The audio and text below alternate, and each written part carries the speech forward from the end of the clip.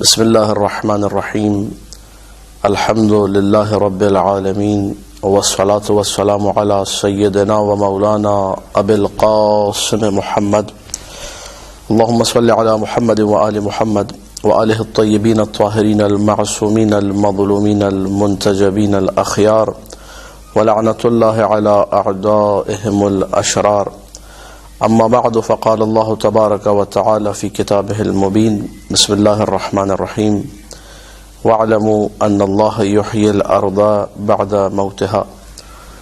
ناظرین کرام، جس کلپ کا آپ لوگ مشاہدہ کر رہے ہیں اس وقت امام زمانہ صلوات اللہ وسلامہ علیہ کی طرف سے وارد جو توقیعات ہیں، جو شیخ صدوق علیہ الرحمہ نے اپنی کتاب کمال الدین و تمام النعمہ میں ذکر التوقیعات کے باب میں ان توقیعات میں سے ایک توقیع کو ذکر کیا ہے، جو نواب اربعہ میں سے آخری نائب کے لیے توقیع صادر ہوئی تھی۔ میں اجمالاً قبل اس کے کہ توقیع کسے کہتے ہیں اور یہ کب صادر ہوئی اور یہ کیا ٹائم پیریڈ تھا، تھوڑا سا خلاصہ اس کا آپ کی خدمت میں عرض کر دوں۔ امام زمانہ صلوات اللہ وسلام علیہ کی ولادت کا جو زمانہ ہے سن 255 ہجری ماہ شعبان المعظم کی 15ویں تاریخ، جس کی سحر کے وقت آپ اس دنیا میں تشریف لے کر آئے امام حسین عسکری علیہ السلام کے گھر میں، تو 5 سال کے قریب اپنے والد ماجد کے دامان مطہر میں پرورش پاتے رہے، اور اس کے بعد جب 5 سال کے بعد سن 260 ہجری میں امام حسین عسکری کی شہادت ہوتی ہے تو اسی دن سے غیبت صغرا کا آغاز ہو جاتا ہے، جو سن 329 ہجری تک یعنی 69 سال تقریباً یہ سلسلہ جاری رہتا ہے۔ اور 329 ہجری کا یہ واقعہ ہے کہ آخری جو وکیل خاص تھے نواب اربعہ، چونکہ ہم سب جانتے غیبت صغرا وہ غیبت ہے جس میں امام کا رابطہ اپنے نواب کے ذریعے سے لوگوں سے تھا، امام لوگوں سے نہیں ملتے تھے۔ یہ 4 خاص نائب تھے اس 69 سال کے عرصے میں، جو کہ لوگوں کے لیے باعث ارتباط تھے، لوگوں کے لیے وسیلہ تھے کہ امام زمانہ سے ان کا رابطہ ہو، امام کے جوابات لوگوں تک پہنچاتے تھے، امام کے پیغامات لوگوں تک پہنچاتے تھے۔ جب یہ 329 ہجری کا سن آیا اور علی ابن محمد سمری کو ایک توقیع صادر ہوتی ہے، اس کو شیخ صدوق نے اپنی کتاب کمال الدین و تمام النعمہ میں ذکر کیا ہے، اور یہ وہ عرصہ تھا کہ جب علی ابن محمد سمری کے موت سے 6 دن قبل یہ توقیع صادر ہوئی، اور یہ توقیع خود امام کے عالم بالغیب ہونے پر بھی دال ہے، جو ہمارا شیعوں کا عقیدہ ہے کہ امام اتنا غیب جانتا ہے جتنا اللہ کی طرف سے اسے ودیعت کردہ اور عطا کردہ ہے۔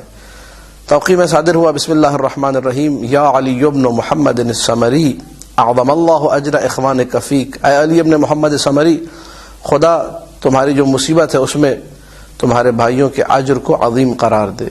فإنک میت ما بینک و بین 6 ایام، اے علی ابن محمد سمری، 6 دن کا وقت تمہارے پاس ہے، 6 دن کے بعد تمہاری وفات ہو جائے گی، تم اس دنیا سے چل بسو گے۔ فاجمع امرک، اپنے کاموں کو سمیٹو، ولا توص الی احد، کسی کو وصیت نہ کرو، فیقوم مقامک بعد وفاتک، جو تمہارے بعد تمہارا جانشین بن سکے۔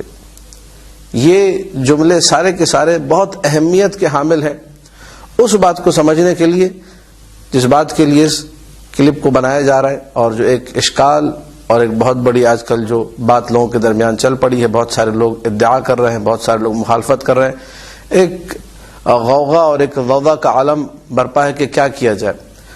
جو ادعا کر رہے ہیں وہ بھی اسی توقیع کو، جو توقیع آپ کے سامنے تلاوت کی گئی بھی اس کو پڑھا گیا، وہ بھی اسی سے استناد کرتے ہیں۔ جو نہیں مانتے اس کو، وہ بھی ادعا کیا ہے؟ ادعا کرنے والے کا کہنا یہ کہ جو بھی زمان غیبت کبریٰ میں، جو ابھی اس توقیع کے اندر بھی اس کا ذکر آئے گا کہ مولا نے فرمایا کہ اب جو ہے فقد وقعت الغیبۃ التامہ، اس توقیع میں کہا علی ابن محمد سمری سے، یا بعض نسخوں میں فقد وقعت الغیبۃ الثانیہ، دوسری غیبت صغرا کے بعد دوسری غیبت واقع ہو گئی ہے۔ اور ممکن ہے اس کو بعض لوگ جو کبریٰ کہتے ہیں کہ احتمال یہ ہو کہ یہ بھی صغرا ہو، اس قرآن کی آیت کے تحت انہم یرونہ بعیدا ونراہ قریبا، لوگ اسے دور سمجھتے ہیں کہ بھائی ظہور بہت دور ہے، لیکن یہ بھی قریب ہے، تو یہ بھی صغرا ہی کی ایک قسم ہے، لیکن بالنسبہ پھر بھی اسے کبریٰ کہا جائے گا، کیونکہ اس کا عرصہ پچھلی والی کا 69 سال تھا، اس کا عرصہ یقیناً بہت زیادہ ہے۔ تو یہ ایک احتمالات بہرحال اپنی جگہ پہ موجود ہے۔ غیبت ثانیہ یا غیبت تامہ یعنی غیبت کبریٰ جو ہے مکمل غیبت واقع ہو گئی ہے۔ فلا ظہور اب اس کے بعد کسی کے سامنے کوئی ظہور نہیں ہوگا، نہ نائب خاص، نہ نائب عام، نہ کوئی اور شخص، الا بعد اذن اللہ تعالی ذکرہ، مگر یہ کہ جب خداوند متعال کا اذن آئے گا۔ یہ جملے ادا کرنے کے بعد میرے مولا نے کہا وَذَلِكَ بَعْدَ طُولِ الْأَمَدِ وَقَسْوَةِ الْقُلُوبِ وَامْتِلَاءِ الْأَرْضِ جَوْرًا، یہ ظہور کب ہوگا؟ جب مدت بڑی طویل ہو جائے گی، غیبت کا زمانہ عرصہ بڑا طویل ہو جائے گا، شیعیان خلص ہوں گے جو آخری دم تک امام زمانہ کے عقیدے پر، عقیدہ مہدویت پر قائم و دائم رہیں گے اور اس کامیابی اور کامرانی کو اپنے دلوں میں سمیٹے رکھیں گے۔ اسی لیے غیبت کی جو بعض دعائیں ہیں جو مفاتیح الجنان میں شیخ عباس قمی نے نقل کی ہیں، بار الہ مجھے ان لوگوں میں سے قرار دے جو لوگ غیبت امام زمانہ میں شک نہیں کرتے۔ اب دیکھیے اس کلپ کا جو مقصد انتہائی واضح اور آپ کے سامنے آیا ہو کر آ جائے گا جب ان چند جملوں کی ہم لوگ وضاحت کو سمجھیں گے۔ جب مولا نے یہ فرما دیا کہ ظہور نہیں ہوگا مگر یہ کہ طول الامد، ایک طویل عرصہ گزر جائے، وقسوۃ القلوب، لوگوں کے دل سخت ہو جائیں گے۔ دلوں کا سخت ہونا کنایا ہے، اس کی بھی تھوڑی سی وضاحت کر دیں۔ امام رضا علیہ الصلوۃ والسلام نے فرمایا تھا ایک حدیث میں ما جفت الدموع الا لقسوۃ القلوب وما قست القلوب الا لکثرۃ الذنوب، لوگوں کے آنسو خشک نہیں ہوتے، لوگوں کے دلوں سے رقت ختم نہیں ہوتی مگر یہ کہ جب سنگ دل ہو جائے، اور اس وقت تک سنگ دل نہیں ہوتے جب تک گناہ نہ بڑھ جائے۔ قسوۃ قلب کنایا ہے اس سے کہ گناہوں کا زور شور ہوگا، گناہ حد سے زیادہ بڑھ جائیں گے، گناہ کثرت سے ہوں گے۔ اس کے بعد فرمایا وامتلاء الارض جورا، چاروں طرف زمین میں ظلم اور جور، چاروں طرف زمین میں لوگ ایک دوسرے کے خلاف بربریت، لوگ ایک دوسرے دہشت گردی کریں گے، ساری کی ساری چیزیں جو کہ آخری زمانے کی نشانیوں میں سے۔ یہ جملے سارے کے سارے کہنے کے بعد اب مولا نے کہا یہ ہمارا یہاں سے اصل کلام اب شروع ہو رہا ہے۔ جو بھی اس عرصہ غیبت میں، جو غیبت تامہ ہے، غیبت ثانیہ ہے، ادعائے مشاہدہ کرے، مجھے دیکھنے کا ادعا کرے، تو یہ شخص جھوٹا ہے، یہ شخص کذاب ہے، یہ شخص مفتری ہے امام کے بقول۔ لوگوں نے کہا بھائی زمان غیبت کبریٰ میں جو ادعا کیا گیا اس توقی کو سند بنا کر، مصدر بنا کر، اصلاً امام کو دیکھنا حرام، ممنوع، باطل، درست ہی نہیں ہے، کوئی امام زمانہ کو نہیں دے سکتا۔ کیوں؟ کیونکہ امام زمانہ نے یہ کہا فمن ادعا المشاہدہ، جس نے ادعائے مشاہدہ کیا، فہو کذاب فہو مفتری، کذا و کذا، وہ کذاب ہے، مفتری ہے، اس کی بات کو سچ مت سمجھو۔ اب سوال یہ ہے کہ ایک طرف یہ توقی ہے، ادعا کرنے والا کہہ رہا ہے جتنے بھی واقعات ہیں سارے جھوٹے ہیں، سارے واقعات غلط ہیں۔ عجیب، علامہ مجلسی نے بحار الانوار میں 13ویں جلد میں تشرفات کا ایک بڑا سلسلہ ذکر کیا ہے۔ مرزا حسین نوری طبرسی نے النجم الثاقب میں ایک بڑا سلسلہ ذکر کیا ہے۔ دیگر بڑے بڑے علماء نے اپنی اپنی کتب میں، یعنی 1200 سال، 1100 سال، 1000 سال کا یہ عرصہ ہے، مسلسل زیارات سے زیارات، تشرفات سارے کے سارے باتیں ہیں۔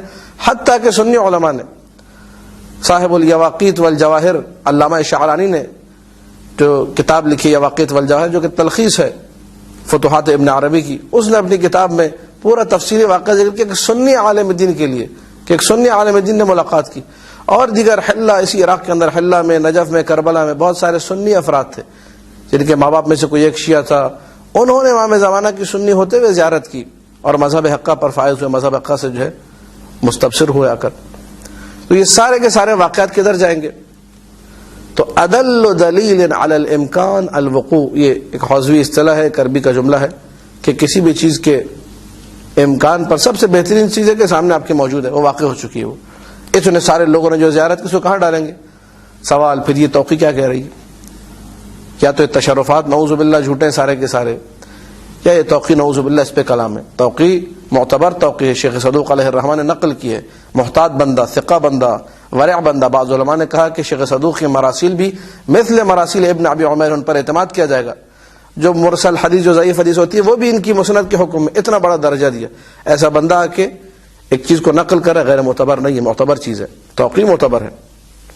فلذا کہا یہ گیا جواب میں، جو علماء نے، اکثر علماء نے جواب دیا، شیخ مفید و شیخ توسی سید مرتضی سے لے کر آج تک کے علماء نے جواب دیا۔ وہ جواب یہ دیا کہ بابا یہاں پر مراد مشاہدہ سے سیاق اور سباق کے اعتبار سے وہ ادعائے نیابت خاصہ ہے۔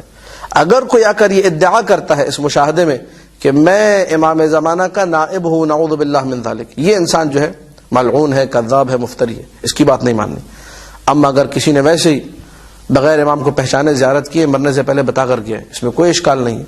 بلکہ میرے استاد محترم نے جو اپنی کتاب میں لکھا امام زمانہ صلوات اللہ وسلام علیہ کی ذمہ داریوں میں سے ایک ذمہ داری جو کہ زمان غیبت میں ہے کہ مختلف عرصوں میں مختلف لوگوں سے ملتے رہے. وہ فاسق و فاجر لوگوں کی بھی ملاقات ہوئی. کوئی نہ سمجھے کہ جی وہ جو بعض اوقات کہا جاتا ہے تبلیغ میں کہ جی صرف جو ہے نا کوئی نماز شب پڑھنے والا 40 سال نماز شب قضا نہ کیوں متقی ہو پرہیزگار. نہ امام زمانہ سب کے امام ہے. وہ متقین کے بھی امام ہے. ہر وہ انسان جس کے دل میں ولائے امیر المومنین سب کے امام, سب سے ملتے, اس کے لیے باعث ہدایت بنتے. جب ایک سنی شخص سے مل رہے ہیں اس کو زیارت نصیب ہو رہی ہے, ہدایت کا باعث بن رہے. ایک فاسق سے ملے اس کو ہدایت نصیب ہوگی. تو سب کے لیے زیارت ممکن ہے, لیکن یہ کہ اگر کسی نے ادعا دکان کھولی, بازار اس کو بنایا, پیسے کمانے کا ذریعہ بنایا, یہ کذاب ہے, یہ مفتری ہے. فلذا جس نے بھی زیارت کی, اب سارے واقعات پڑھیے, پہچانا نہیں, بعد میں پتہ چلا, مرنے سے پہلے بتا گیا تھا میں نے اس طرح زیارت کی. تو یہ ساری کی ساری چیزیں خلاصۃ الکلام, زبدۃ الکلام, زبدۃ المقال, نخبۃ الکلام, یہ ہے جو سمری ہے اس پورے کلپ کی. وہ یہ کہ امام زمانہ صلوات اللہ وسلام علیہ کے غیبت کبریٰ کے دورانیے میں جو شخص بھی ادعائے سفارت کرے, ادعائے نیابت کرے, اس طرح محمد علی باب ملعون نے ایک کام انجام دیا, کہا کہ میں باب ہوں امام زمانہ کے لیے, میں نائب ہوں امام زمانہ کے لیے. یہ شخص جھوٹا ہے, ملعون ہے, اس سے دور رہو. یہ کذاب ہے, یہ مفتری ہے, یہ تہمت باندھنے والا ہے. اس کا دین خدا سے, اس کا امام زمانہ سے کسی قسم کا کوئی ربط نہیں ہے. اما ویسے ہی اگر کسی شخص نے آ کر ادعائے مشاہدہ کیا اس طریقے سے کہ وہ بھی ادعا نہ کرے, دکان نہ کھولے, بازار گرم نہ کرے, بلکہ کہہ کہ جی ایک تشرف ہوا تھا, امام زمانہ کو دیکھا تھا, مجھے سعادت نصیب ہوئی تھی, اور وہ بھی چھپا کر مطلب کسی قرائن کو بتا دیا, لوگوں کو بتا دیا میرے مرنے کے بعد. بہت سارے علماء کے واقعات, مختصر اردبیلی کے, علامہ حلی کے جو واقعات ہیں کہ میرے مرنے کے بعد بتانا, میری زندگی میں اس کو آیا نہ کرنا.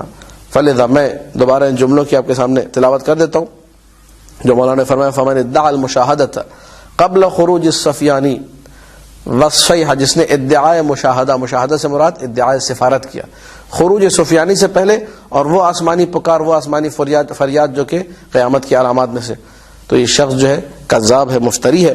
فہو کذاب مفتر ولا حول ولا قوة الا باللہ العلی العظیم. دعا ہے خداوند متعال ہم سب کو امام زمانہ سے توسل کرنے کی توفیق عطا فرمائے, اور کوشش کریں کہ کلام معصوم کو سمجھیں اور اس پر عمل کریں. والسلام علیکم ورحمۃ اللہ وبرکاتہ.